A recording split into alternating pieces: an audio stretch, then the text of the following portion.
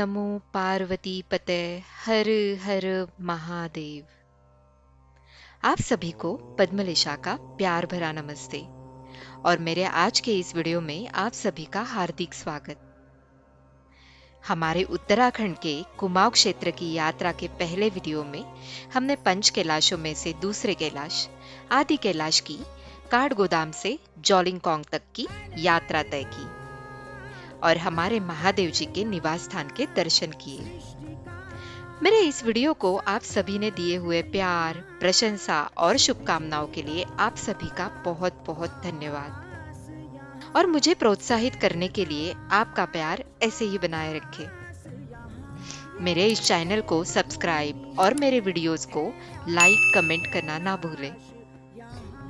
जैसे कि मेरे पहले वीडियो में मैंने बताया था कि हमारी आगे की यात्रा में हम परमात्मा के और एक दिव्य स्वरूप की यात्रा करेंगे जो हमें अनंतता से चिरंतनता की, जीव से ब्रह्मांड की ओर ले जाने वाले प्रतीक जो प्रणव है, वह परमात्मा के मुख से निकलने वाले पहले शब्द ओंकार स्वरूप जिसने इस संसार की रचना में प्राण डाले, उस शब्द की ओर ब्रह्मांड के शब्द स्वरूप ओम पर्वत की यात्रा पे चलते हैं।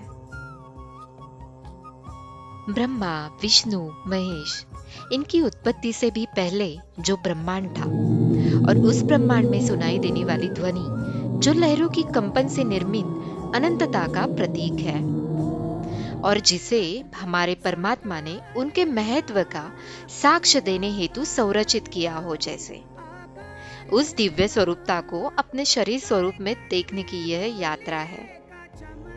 हिंदू धर्म में ओम का अत्यधिक महत्व है। सभी मंत्र, यंत्र तथा तंत्रों में ओम का प्रयोग किया जाता है। भारतीय ऋषि मुनियों के अनुसार यह संपूर्ण संसार ओममयी है। कण कण में ओम की व्याप्ति है। तो चलते हैं आज ओम पर्वत के दर्शनों के लिए। उत्तराखंड के धारचूला से 150 किलोमीटर का सफर तय करके हम ओम पर्वत तक पहुंच सकते हैं। धारचूला से सुबह जल्दी निकल के नपलचू, गुंजी या नाबीढांग जैसे गांवों में एक रात का आराम करके दूसरे दिन सुबह सुबह ओम पर्वत की यात्रा पे निकल सकते हैं। यहाँ के किसी भी क्षेत्र की यात्रा आपको सुबह जल्दी 6 बजे तक शुरू करके शाम के 4 बजे तक वापस अपने विश्राम स्थान तक पहुँचते हुए ही तय करनी है और इस बात का ख्याल रखना बेहद जरूरी है।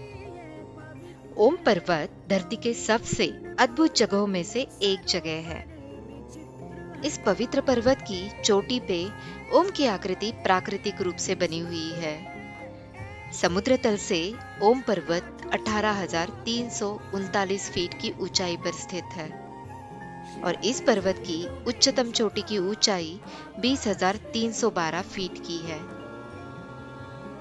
ओम पर्वत तिब्बत में स्थित पहले कैलाश, कैलाश मानसरोवर व भारत में स्थित दूसरे कैलाश, आदि कैलाश, इन दोनों के मार्ग में स्थित है। ओम पर्वत के धार्मिक एवं पौराणिक महत्व का वर्णन महाभारत, रामायण एवं बृहद पुराण जैसे ग्रंथों में मिलता है। पौराणिक मान्यताओं के अनुसार हिमालय पर कुल 8 ओम की प्राकृतिक आकृतियां बनी हुई है।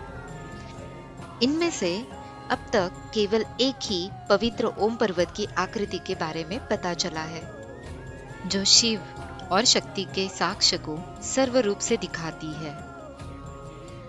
ओम पर्वत की यात्रा का मुख्य पड़ाव है नाभीढांग और नाभीढांग से 3 किलोमीटर की दूरी पर दाईं तरफ है भारत, नेपाल और तिब्बत की त्रिसीमा, जिसे हम लिपू लेक के नाम से जानते हैं। लिपू लेक वह जगह है जहां हम भारत की सीमा को पार करके तिब्बत में दाखिल होकर कैलाश मानसरोवर की यात्रा जो भारत और चीन के मैत्री संबंधों के दौरान इस रास्ते से किया करते थे, वहां पहुंचते हैं।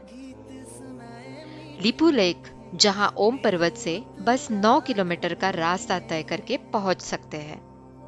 लिपू लेक की ये पूरी यात्रा कई तरह से रोमांच को अपने में समेटती है।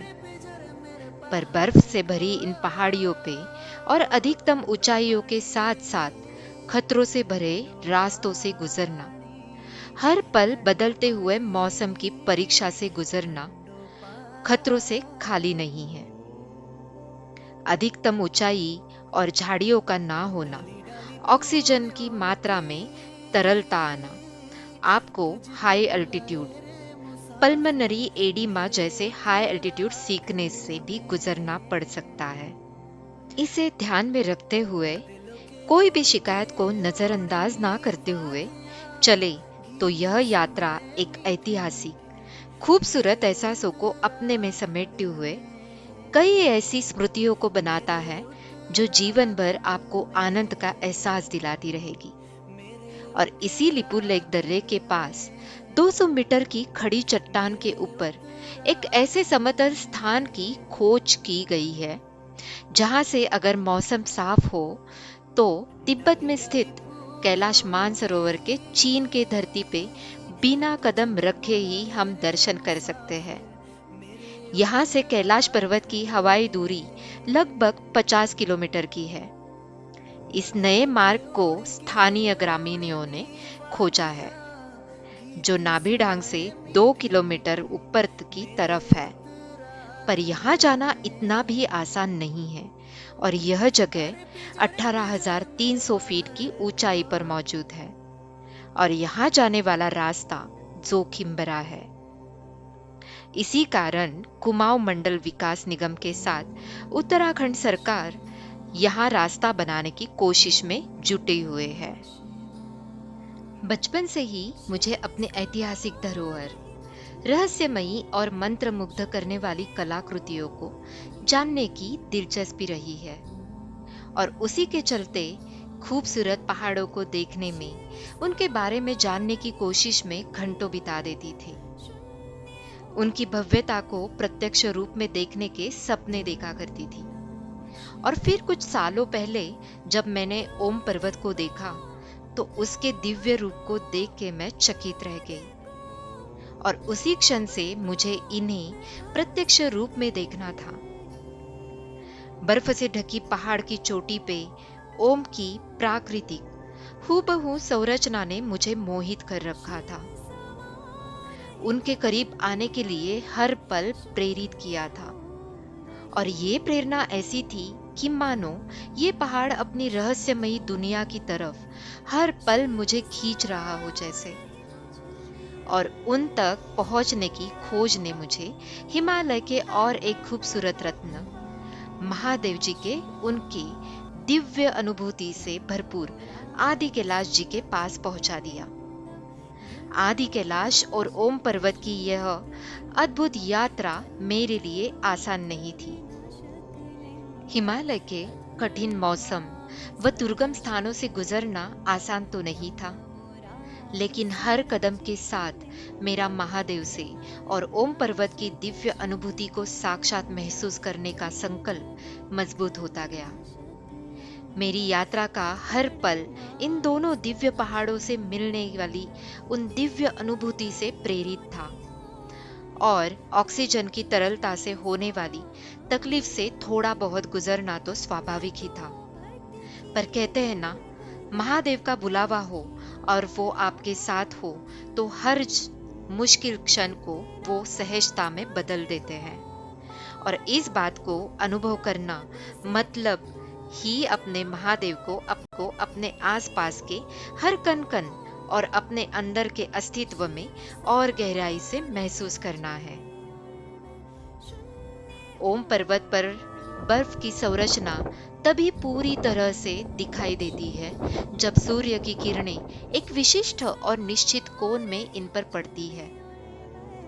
ऐसा माना जाता है कि इनके ऊपर पड़ने वाली बर्फ और ओम की आकृति चंद्रमा की कलाओं के और मौसम के अनुसार अपना आकार बदलती रहती है और उसी अलग अलग स्वरूप में प्रतीत होती है।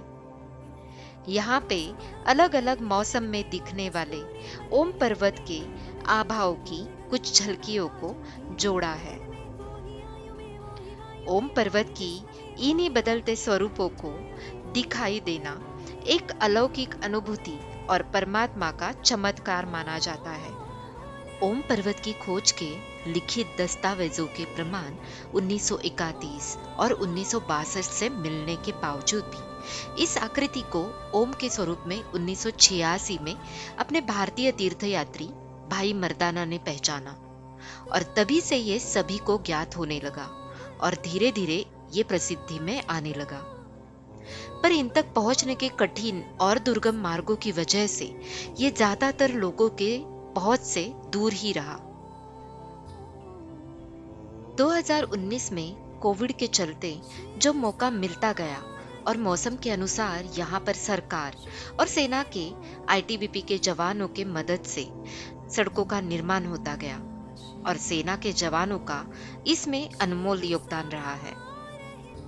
जहाँ पर 1 से 2 घंटे निभाना हमें मुश्किल लगता है, वहां पर सेना के जवान हर वक्त अपने कर्तव्य को निभाते हुए मिलते हैं और उनके इसी अनन्य साधारण साहस के सामने अपने आप ही शीश सम्मान से झुक जाता है।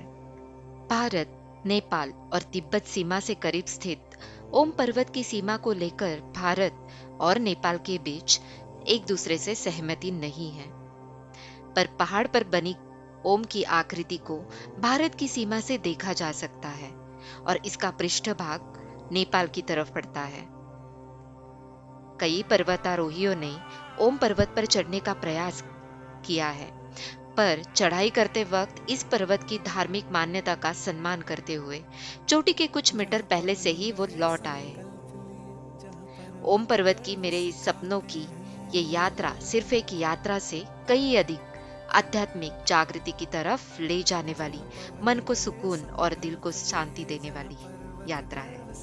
मेरी यह यात्रा मेरे सपनों से भरी दुनिया को प्रत्यक्ष रूप में मेरे सामने लाती गई।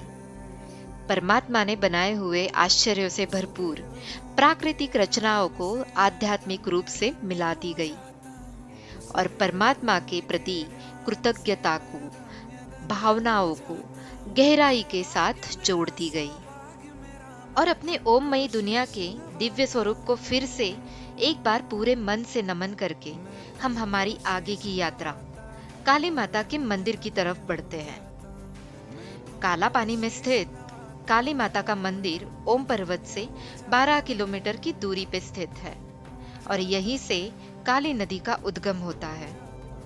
काला पानी स्थित ऊंची पहाड़ की गुफा में महर्षि व्यास जब अपनी ध्यान साधना में लीन थे, उस समय काली माता ने प्रकट होके उन्हें दर्शन देते हुए वहां पर उनके मंदिर का निर्माण करने का निर्देश दिया। कहा जाता है कि उनके दिव्य अनुरोध पर बनाया गया यह मंदिर आसपास के क्षेत्रों को हरियाली और खुशियों की लहरों से आबादित रखता है। काली मंदिर की उत्पत्ति पौराणिक कथाओं में गहराई से लिखी हुई है। कैलाश मानसरोवर व आदि कैलाश की यात्रा करने वाले तीर्थयात्री काली मां की पूजा कर उनका आशीर्वाद लेते हैं। यहाँ पर आप काली माता के मूर्ति स्वरूप के दर्शन कर काली नदी के पवित्र उद्गम स्थल के गर्भगृह में स्थित दर्शन कर सकते हैं। काली नदी जो वर्ष के 6 महीने भारत और शेष समय के लिए नेपाल से बहती है। स्थानीय मान्यताओं के अनुसार इस दौरान काली माता नेपाल स्थित अपने मायके आती है। काली मंदिर के सारे प्रबंध और रखरखाव सेना के जवान और भारत तिब्बत सीमा पुलिस द्वारा किया जाता है, जो आने वाले तीर्थयात्रियों और वहां के सुरक्षित वातावरण को सुनिश्चित करता है। क्योंकि काला पानी भारत नेपाल सीमा विवाद की जड़ है, नेपाल 1990 से इस पर अपना हक जताने की कोशिश कर रहा है और भारतीय सुरक्षा तंत्र यहाँ पर 1955 से ही स्थापित है। राजस्व विभाग के अभिलेखों में काला पानी की जमीन गर्बयांग गांव के नाम से दर्ज है और ब्रिटिश काल में 1865 में हुए बिकट बंदोबस्तों के दौरान भी काला पानी भारत का हिस्सा था। काला पानी में 1962 के भारत चीन युद्ध के दौरान बनाए गए बनकर आज भी मौजूद है और इस प्रकार काला पानी का महत्व धार्मिक और राजकीय हेतु से भारत के लिए महत्वपूर्ण स्थानों में से एक है। काला पानी की खूबसूरत गोद में बसा यह अद्भुत स्थान रोजमर्रा की भाग दौड़ से दूर एक शांतिपूर्ण जगह है। अपने आकर्षक नजारों और सुकून भरे माहौल के साथ यह आगंतुकों को आराम करने के और प्रकृति से फिर से जुड़ने का आमंत्रण देता है। चाहे वो लहरों की मधुर आवाज हो या परिदृश्य के जीवंत रंग, काला पानी इंद्रियों को मंत्रमुग्ध कर देता है और मनमोहक गहरी छाप छोड़ जाता है। ओम पर्वत और काली माता के दर्शन करके यहाँ के खूबसूरत दिव्य अनुभवों को अपने मन में समेट के हम अपनी वापसी की यात्रा विश्राम स्थान की ओर बढ़ते हैं। यहाँ पर एक रात का आराम करके हम दूसरे दिन सुबह धारचूला की तरफ अपनी यात्रा तय करने के लिए निकल पड़ते हैं और धारचूला पहुंच के एक दिन का आराम करके आगे की यात्रा तय करने की शुरुआत करते हैं, जो हमें और खूबसूरत और दिव्य स्थानों की तरफ ले जाता है। ये दिव्य और खूबसूरत स्थानों के दर्शन हम हमारे अगले वीडियो में करेंगे। तब तक के लिए आप सभी का धन्यवाद करते हुए आप सभी की आज्ञा लेती हूँ। ओम नमो पार्वती पते हर हर महादेव। और अगर अब तक आपने मेरे वीडियो को लाइक, शेयर और मेरे चैनल को सब्सक्राइब नहीं किया हो तो उसे करना ना भूलें।